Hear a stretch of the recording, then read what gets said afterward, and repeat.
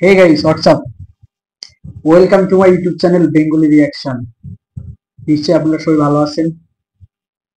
ভিডিওর টাইটেল দেখে নিশ্চয়ই বুঝতে পারছেন যে আজকের ভিডিও কাকে নিয়ে হতে চলেছে।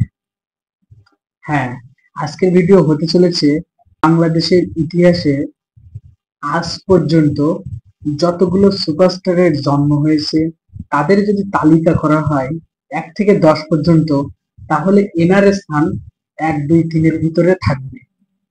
ইনি এমন একজন মহান নায়ক, এমন একজন সুপারস্টার, যিনি আমাদের মাঝে আজ নেই। সৃষ্টিকর্তা ওনাকে স্বর্গে ঠাঁই দিক, অ্যাজ এ লাভার হিসেবে এটা আমার সৃষ্টিকর্তার প্রতি প্রার্থনা রইল। ও হ্যাঁ, নাম তো বললাম না, সালমান শাহ। নামটা শুনতেই কেমন চমকে গেলেন, তাই না? চমকানোর কথা। তিনি এমন একজন নায়ক ছিলেন যিনি 90 দশকে তার অভিনয় ক্যারিয়ারে এমন কিছু সিনেমা আমাদের বাংলাদেশি তথা কলকাতা এবং পৃথিবীর যেসব দেশে বাঙালিরা আছেন তারা ওনাকে চেনেন এবং জানেন, কারণ তিনি অভিনয়ের এমন এক অনবদ্য উদাহরণ সৃষ্টি করেছিলেন। সেই সময়ে 90-র দশকে তিনি 27টা ফিল্ম করেছেন। একবার চিন্তা করুন, 4 বছরে 27টা ফিল্ম একটা মানুষের পক্ষে কি সম্ভব করা যায়? এরও তো একটা ব্যাপার আছে।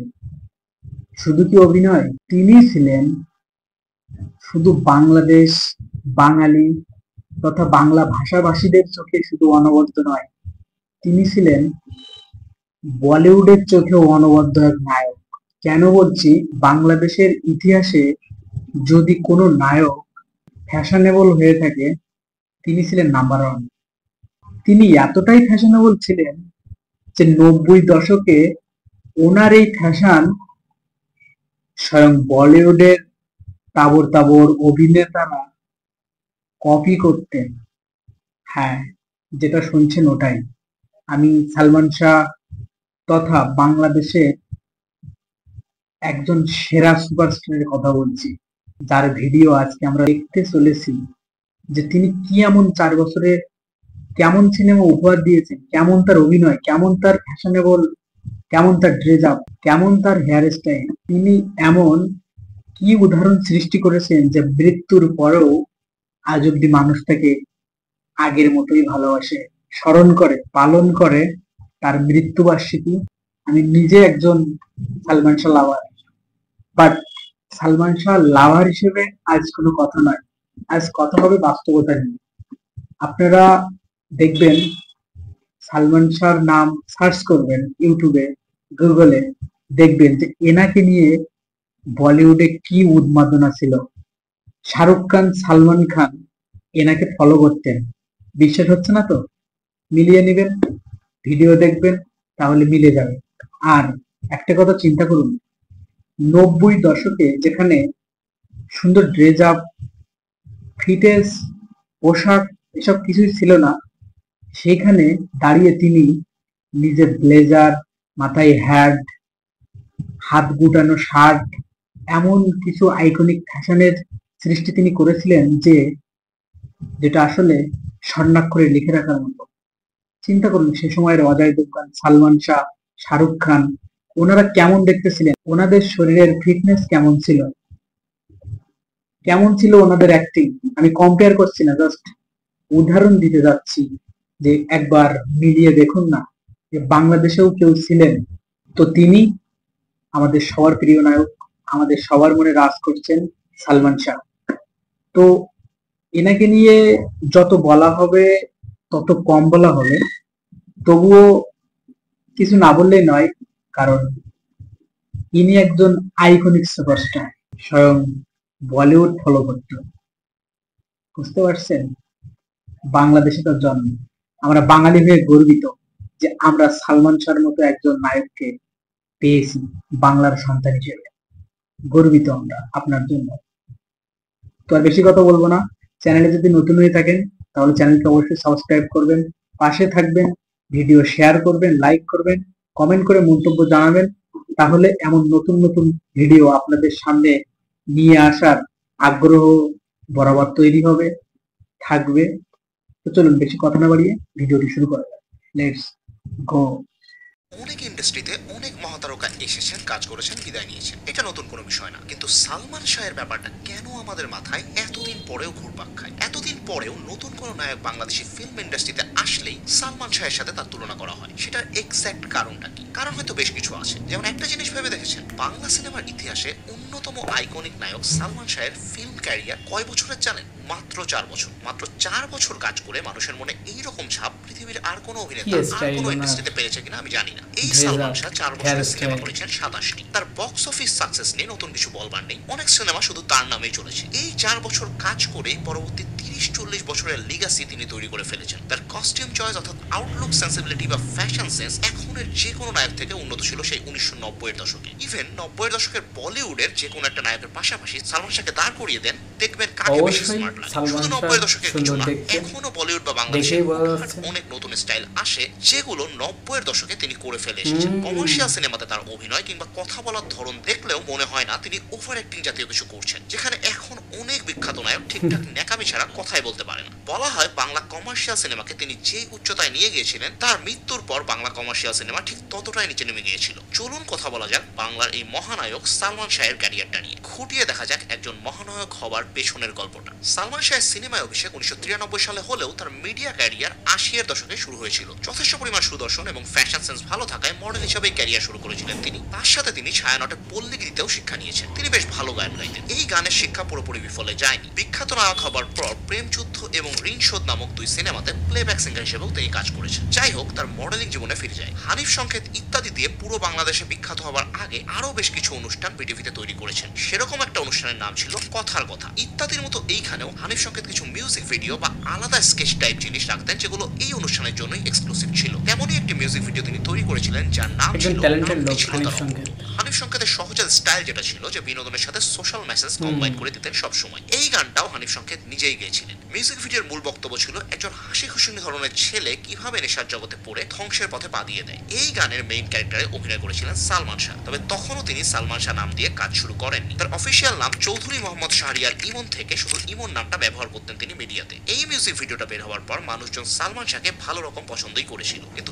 এরপর তিনি কোনো কারণে টিভিতে নিয়মিত হতে পারেননি বা চাননি। হয়তো সিনেমার দিকে মনোযোগ ছিল কিংবা মডেলিং এ ব্যস্ত হয়ে পড়েছিলেন। ধীরে ধীরে মানুষ ভুলে গেল এই মিউজিক ভিডিওর ইমনের কথা। তার বেশ কয়েক বছর পর 1989 সালে পাথর সময় নামক একটি নাটকে ছোট চরিত্রে অভিনয় করেছিলেন তিনি। তখন তিনি মোটামুটি কয়েকটি বিজ্ঞাপনে অভিনয় করেছিলেন। তবে ওইভাবে ব্রেকআউট সাকসেস যেটাকে বলে সেটা দেখা তখনও তিনি পাননি। তার প্রথম ব্রেকআউট সাকসেস আসে তার প্রথম সিনেমা দিয়েই। প্রথম সিনেমাতে কাজ করার গল্পটাও ইন্টারেস্টিং, সেটা একটু ঘটা করে বলা যায়। 1988 সালে বলিউডে একটি সিনেমা মুক্তি পায় যার নাম কিয়ামত সে কিয়ামত তক। সেই সিনেমাতে অভিনয় করে রাতারাতি তারকা হয়ে গেলেন আমির খান। বলিউড পেয়ে গেল এক বিশাল তারকা। এই সিনেমাটার বিশাল জনপ্রিয়তা দেখে দুইটা আলাদা আলাদা ইন্ডাস্ট্রি সিদ্ধান্ত নেয় সিনেমাটির রিমেক করবার। দুইটাই অফিসিয়াল রিমেক ছিল, তাই গান এবং কাহিনী সবকিছুরই কপিরাইট নিয়ে রিমেক করা হয়েছিল। দুইটা ইন্ডাস্ট্রির একটা হলো তেলেগু ইন্ডাস্ট্রি। তেলেগুতে সিনেমাটির নাম ছিল আক্কারা আম্মাই ইক্কারা আব্বাই এবং সেটাতে এখনকার বিখ্যাত নায়ক পাওয়ান কল্যাণ অভিনয় করেছিলেন। এইটাই ছিল তার প্রথম সিনেমা। আরেকটি রিমেক করা হয় বাংলাদেশে 1993 সালে। বাংলাদেশের রিমেকটি পরিচালনা করেছিলেন সোহানুর রহমান সোহান। তিনি সিদ্ধান্ত নেন একজন সম্পূর্ণ নতুন মুখ নেবেন, কারণ বলিউডেও আমির খানের নায়ক হিসাবে সেটা প্রথম সিনেমা ছিল। তিনি চেয়েছিলেন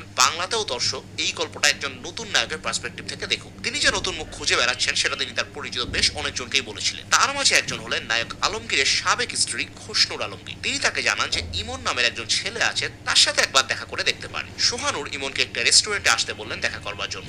সেখানেই প্রথম দর্শনে তিনি ঠিক করে ফেলেছিলেন এই ছেলেকেই তিনি এই সিনেমার নায়ক বানাবেন। এই সিনেমার সময়ে তার নাম ইমন বদলে সালমান শাহ রাখা হয়। তারপর আর কি, কিয়ামত থেকে কিয়ামত মুক্তি পায় আর আমির খানের মতো সালমান শাহ একদম রাতারাতি তারকা বনে যান। আপনি আর আমার বাবা যা খুশি করতে পারেন, কিন্তু আমার আর রেশমির পথে কাটা হতে পারবেন না, কিছুতেই না। অনেক সুন্দর দেখতে। একটা জিনিস ভেবে দেখুন, এখন একটা সিনেমা মুক্তি পেলে সোশ্যাল মিডিয়া, টিভি চ্যানেল থেকে শুরু করে হাজারটা উপায়ে প্রমোশন করা হয়। তখন তার কিছুই ছিল না, যে সিনেমা হলে নতুন সিনেমা এসেছে আর এক সপ্তাহের মাঝে তিনি তারকা হয়ে গিয়েছিলেন। তার প্রথম সিনেমার নায়িকা ছিলেন মৌসুমী। মৌসুমীর সাথে তিনি এইটা ছাড়াও আরো 3টি সিনেমা করেছিলেন। সেগুলোর নাম যথাক্রমে অন্তরে অন্তরে, স্নেহ এবং দেনমোহ। এখানে দুইটা মজার ব্যাপার আছে। এক নাম্বার হলো অন্তরে অন্তরে সিনেমাটি বাংলায় জনপ্রিয় হওয়ার পর সেটা বলিউডেও রিমেক করা হয়েছিল। দুই নম্বর মজার ব্যাপার হচ্ছে সালমান শাহর মৌসুমী বিখ্যাত নায়ক নায়িকা হওয়ার আগেই ছোটবেলা থেকে পরিচিত ছিলেন। এই ব্যাপারটা নিয়ে অনেক জল খোলা আছে, কেউ বলে ছিল, কেউ বলে ছিল না। তবে অবাক ব্যাপার হলো বাংলাদেশের অন্যতম বিখ্যাত এই জুটি মাত্র 4টি সিনেমা করে, পরে আর একসাথে কোনো সিনেমাই করেনি। সেটার কারণ খুঁজতে গেলেও ও, ব্যক্তিগত তাই ব্যাপার নাকি? স্যাপারে মাত্র ঢুকে পড়তে 4টি হবে। আমরা সিনেমা? এই একটা জিনিস স্ট্রিক্টলি মেনটেন করতে চাচ্ছি এই চ্যানেলে, সেটা হলো ক্রিয়েটিভ ব্যক্তিদের ক্যারিয়ার ছাড়া তাদের ব্যক্তিগত কোনো ব্যাপার স্যাপার নিয়ে আমরা কথা বলবো না। তাই এই টপিকটা ওইটা বলেই শেষ করি যে কোনো একটা কারণে এই সালমান মৌসুমী আর সিনেমা করেননি পরে। তবে তারপরেই আসে বাংলা কমার্শিয়াল সিনেমার অন্যতম সফল জুটি সালমান শাহ এবং শাবনূর। সালমান শাহের শাবনূর। ক্যারিয়ারে 27টা সিনেমার 14টা সিনেমা শাবনূরের সাথে। এটা জাস্ট কোন লেভেলের ইনসেন্ট ব্যাপার ভেবে দেখেছেন? সালমান শাহ তখন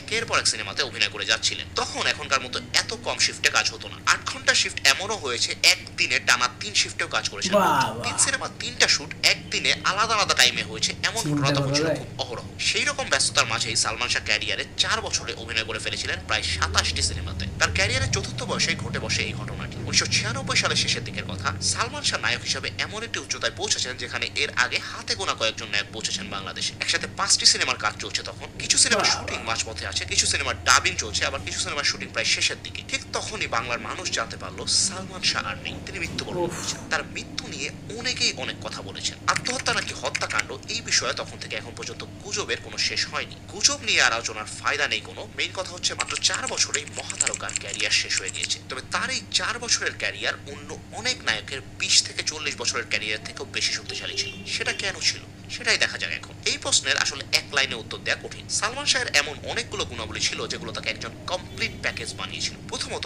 অনেক নায়কই সুন্দর তখন তেমন smart শিক্ষিত ছিলেন। ছিল না। অভিনেতারা শিক্ষা বিষয়টাকে জরুরি মনে করতেন না একদমই। সেদিক থেকে তিনি বেশ আলাদা ছিলেন। অনার্স শেষ করে তারপর তিনি মডেলিংয়ে ঢুকেছিলেন। শিক্ষা ছাড়াও আরেকটা বড় বিষয় যেটা খুব জরুরি ছিল সেটা ছিল স্মার্টনেস। স্মার্ট বলতে আপাতত দৃষ্টিতে যেটা প্রথমে মাথায় আসে যে সুন্দর সুন্দর জামা কাপড় পরে ফিটফাট একটা চেহারা, আসলে স্মার্টনেস কিন্তু সেটা না। এখন অনেক নায়িকা আছে ফিটফাট ধরনের জামা কাপড় পরে ফ্রেমে চলে আসে, কিন্তু মুখটা খুললেই মনে হয় দৌড়াই পালায়। সালমান শাহের মাঝে সেই ইনার স্মার্টনেস ছিল। তিনি একদম সেই বিউটি উইথ ব্রেন যেটাকে বলে। তিনি সিনেমাতে আসার আগেই ব্যাপক সিনেমা ফ্রিক ছিলেন। প্রচুর পরিমাণে ইন্টারন্যাশনাল সিনেমা তিনি দেখেছেন সেই 70-80 দশকেই। তাছাড়াও তখনকার আন্তর্জাতিক মিডিয়াতে ফ্যাশনের ধরন কি ছিল সেটা তিনি ভালো রকমই খোঁজ খবর রাখতেন। আপনারা এক কাজ করুন, তখনকার সময় যেসব বিখ্যাত নায়ক ছিলেন যেমন ওমর সানি, রিয়াজ কিংবা আমির খান, তাদের ড্রেস আপ সেন্সটা দেখেন আর সালমান শাহেরটা দেখেন। সালমান শাহ জাস্ট ওয়ে অনেক গুণে তিনি এগিয়ে। 1990 সালে 2024-এর অনেক নায়কদের থেকে ভালো আউটলুক ব্যবহার করেছেন। শুধু তাই না, তার মাঝে আরেকটা গুণ ছিল যেটা আমি বলিউডের অনেক নায়কের মাঝেও দেখিনি প্রথম দিকে। সেটা হলো কমার্শিয়াল অভিনয়ের সঠিক মাত্রাটা ধরা। কমার্শিয়াল অভিনয় হলে বেশিরভাগ অভিনেতা মনে করেন নর্মাল মাত্রা থেকে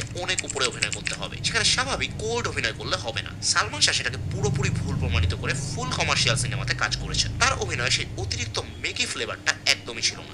আপনি কি এই দোকানের মালিক? মালিক বলুন, কর্মচারী বলুন, এই মুহূর্তে আমি সব। বলুন আপনার জন্য কি করতে পারি? আমি একটা ক্যাসেট নিতে চাই। তখনকার এবং এখনকার অন্যতম বিখ্যাত নায়ক শাহরুখ খান 1995 সালে সালমান শাহকে তার বাড়িতে দাওয়াত দিয়েছিলেন। দুই নায়কের পারিবারিকভাবে বন্ধুত্ব ছিল বেশ ভালো। একটা নায়ক ঠিক কতটুকু জনপ্রিয় হলে এইটা হয় একটু ভেবে দেখেছেন? এখনকার কোনো বাংলাদেশের নায়ককে তিন খানের কেউ বাসায় দাওয়াত দিয়ে নিয়ে যাবে বা তাদের মাঝে কোনো পারিবারিক বন্ধুত্ব হতে পারে বলে আপনার মনে হয়? সালমান শাহ তার স্টাইল সেন্স, কমার্শিয়াল সেন্স দিয়ে সেই জায়গাটা 1990-এর দশকেই অর্জন করে নিয়েছিলেন। সালমান শাহ এবং শাহরুখ খানের মাঝে একটা বড়সড় মিল আছে, সেটা আমি সালমান শাহ সম্পর্কে বেশ কিছু মানুষের ইন্টারভিউ শুনে জানতে পেরেছি। শাহরুখ খানের সেন্স অফ হিউমার, উপস্থিত বুদ্ধি এবং কমার্শিয়াল সেন্স খুবই ভালো, মানে বলিউডের বেস্ট বলা যায় যেটা। সালমান শাহেরও এই তিনটা গুণ ছিল। তিনি খুবই হিউমারাস ছিলেন। ইনস্ট্যান্ট এমন সব রিপ্লাই দিয়ে বসতেন যে সামনের মানুষ থতমত খেয়ে যেত তার বুদ্ধির ঝলকে। এবং সিনেমাটার কমার্শিয়াল ভ্যালুটাকে কিভাবে ম্যাক্সিমাম ইউটিলাইজ করা যায় সেটাও তিনি খুব ভালো বুঝতেন। তিনি বেঁচে থাকলে নিঃসন্দেহে বাংলাদেশের ফিল্ম ইন্ডাস্ট্রি একটু হলেও গ্লোবালাইজেশনের সুযোগ পেলেও পেতে পারত। সালমান শাহ আসার আগে ঢালিউডের কমার্শিয়াল সিনেমা একরকম ছিল, আর তারপরে হলো আরেক ধরনের সিনেমা। এমন what a নয় যে ঢালিউড style! হলিউড হয়ে গেল, কিন্তু ঢালিউডে সালমান শাহের সাথে আসলো স্টাইল, ভালো গান এবং মার্জিত অভিনয়। এইটার প্রভাব কিন্তু শুধু সিনেমাতেই না, সেটা আরো অনেক বিস্তৃত। ব্যাপারটা বুঝিয়ে বলুন, তখনকার গণমানুষের জন্য ভিজুয়াল বিনোদনের মাধ্যম ছিল মাত্র দুইটা, নাটক আর সিনেমা। এইখানে তারা যেই ধরনের সংলাপ শুনে, যে ধরনের কাজকর্ম করতে দেখে কিংবা যেই ধরনের পোশাক দেখে, গণমানুষ সেটাই অনুকরণ করার চেষ্টা করে। সালমান শাহের এই ইন্ডাস্ট্রিতে পা রাখার কারণে বলতে পারেন পুরো আপামর জনতাই স্টাইলের দিক থেকে কয়েক যুগে এগিয়ে গিয়েছিল। তারা কন্টেম্পোরারি ইন্টারন্যাশনাল স্টাইল সম্পর্কে আইডিয়া পেয়েছিল সালমান শাহের কাছ থেকে। মার্জিত কিন্তু অতিশয় কুল চালচলন শিখেছে সালমান শাহের কাছ থেকে তারা। এটা বেশ গুরুত্বপূর্ণ একটা বিষয়। একটা কথা খুবই সত্যি একটা জিনিস, সেটা হলো সালমান শাহ যেমন ঢালিউডকে 20 বছর সামনে ঠেলে দিয়েছিলেন, সালমান শাহ মারা যাওয়ার পর সেটা 20 বছর পিছনেও চলে গিয়েছিল। তার মৃত্যুর পর ঢালিউড এসেছিল এক ভয়ানক কালো অধ্যায়। সেই সেই ভয়ানক অধ্যায়ের কথাও বলা যাবে ভবিষ্যতের কোনো এক ভিডিওতে। বিস্তারিত কথা হবে কিভাবে ধ্বংসের ঠিক শেষ সীমানায় চলে গিয়েছিল বাংলাদেশের কমার্শিয়াল সিনেমা, সেটা নিয়ে। আজকের ভিডিও এই পর্যন্তই। যদি ভিডিওটি আপনাদের ভালো লেগে থাকে তাহলে প্লিজ এতে লাইক দিন এবং সাবস্ক্রাইব করুন আমাদের চ্যানেল। সবাই ভালো থাকুন, সুস্থ থাকুন। তো গাইস, সালমান শাহ ছিলেন বাংলাদেশের ইতিহাসে শুধু একজন অভিনেতা না, তিনি ছিলেন একজন বড় নক্ষত্র। ভিডিওতে আপনারা দেখলেন যে বলিউডের সুপারস্টাররা ওনাকে কপি করত। খোদ শাহরুখ খান ওনাকে আমন্ত্রণ করে বাড়িতে নিয়ে গেছে। বুঝতে পারছেন বিষয়টা? 90-এর দশকে। যদিও তিনি আমাদের মাঝে নেই, তিনি আমাদের মাঝে যদি থাকতেন আজকে, তাহলে আমাদের ইন্ডাস্ট্রি আরো অনেক দূর এগিয়ে যেত। যদিও এখন শাকিব খান আমাদের ইন্ডাস্ট্রি হাল ধরেছেন অনেক আগে দিয়ে, তিনি টেনে নিয়ে যাচ্ছেন, সেই সাথে আরো অনেক সুপারস্টাররা আছেন। তো সুপারস্টার হতে গেলে আমি মনে করি সালমান শাহর মতো সুপারস্টার হতে হবে। তার কারণ মৃত্যুর পরেও একজন মানুষের ক্রেজ দেখেন, যে তার ফ্যাশন আইকন এখনো মানুষ ফলো করে, এখনো তার মুভি দেখে অ্যাক্টিং শেখার জন্য। অভিনয় কাকে বলে? নিখুঁত, পারফেক্ট বডি ল্যাঙ্গুয়েজ, দক্ষ কারিগর তিনি ছিলেন অভিনয়ে। তো বেশি কিছু বলবো না। এরকম ভিডিও দেখতে হলে অবশ্যই বেঙ্গলি রিয়াকশন চ্যানেলটি সাবস্ক্রাইব করবেন, পাশে থাকবেন। আজকের মতো এখানেই, টাটা।